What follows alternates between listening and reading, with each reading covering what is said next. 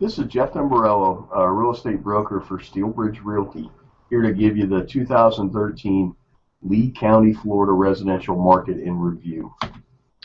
Disclosures: my work done for me is shared with you. I do this really to keep me up to date with the market. Information came from multiple sources: Lee County Clerk of the Court, City of Cape Coral, the Census Bureau, and the MLS. 5 things you need to know about 2013. Foreclosures assume the new normal status. I really think our channel for foreclosures going forward is going to be 200 to about 350, and I think they're going to bounce in and out of that until we over leverage and then correct. Total list pendants called to mortgage foreclosures.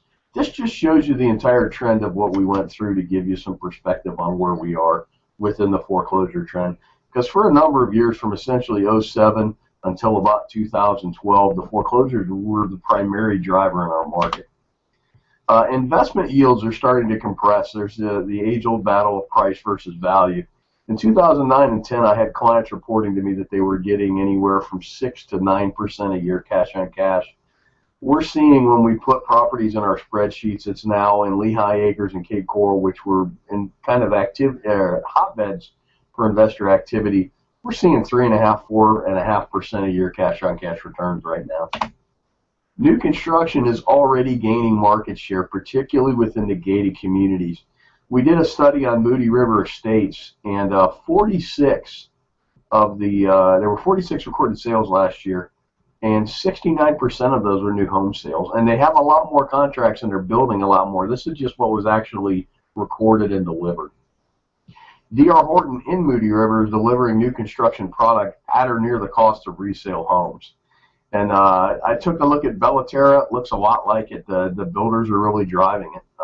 It's fascinating to watch, and it should spread from the gated communities out into just the scattered lots at some point as well. The market grew and the price grew last year. We had 12% more volume, actual dollars moving through the market. Median price was up almost 17%, and the average was up 11%. A couple other noteworthy things: 60.7% of the sales were cash. That's pretty good. Nationally, it's 25%. And our distress percentage was 21.9%, which is down. The previous year, it was 31.8%. And at 21.9% of the sales counts being distressed, they really can't drive the market anymore. It's traditional activity that's driving the market. Bubbles of activity within the market. 75,000 in 2012 is pretty much where all the action was. All the action now is 125 with a little bump in the 90s as well. Some market specifics. Property types are changing. Single-family percentages of the market are down, while the condo type assets are trading at a much higher percentage within the market. Particularly villa attached, manufactured homes are up. All this to me points to more retirees as a percentage buying within the market. Just a snapshot of 2012. I'm not really going to bore you with all the specifics. Snapshot of 2013. Not going to bore you with all the specifics on that. Differences. The average price went up 2.7%. Sanibel doesn't have a lot of counts, but it actually blew up year over year. North Fort Myers went up, prices went down. There was a bunch of distressed activity in North Fort Myers. It was one of the last pockets of distressed activity. Things to watch in 2014. You're going to have a seesaw effect, resale versus new construction. And kind of pointing back to Moody River as to that. If the builder raises prices, it makes the resales more competitive, and if the resale market gets much more expensive, the new builder product becomes very competitive, and it's going to be an ebb and flow back and forth. Inventory is our biggest issue. In most active price points, it is now a seller's market. Cape Coral's permit growth is slowing by percentages. Please note this is data for their fiscal year. It's still growing, but you have to understand the percentage of growth dropped slightly.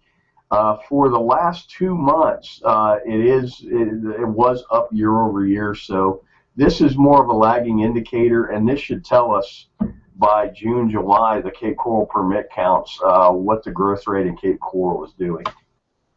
The effect of retirees on our macroeconomic picture.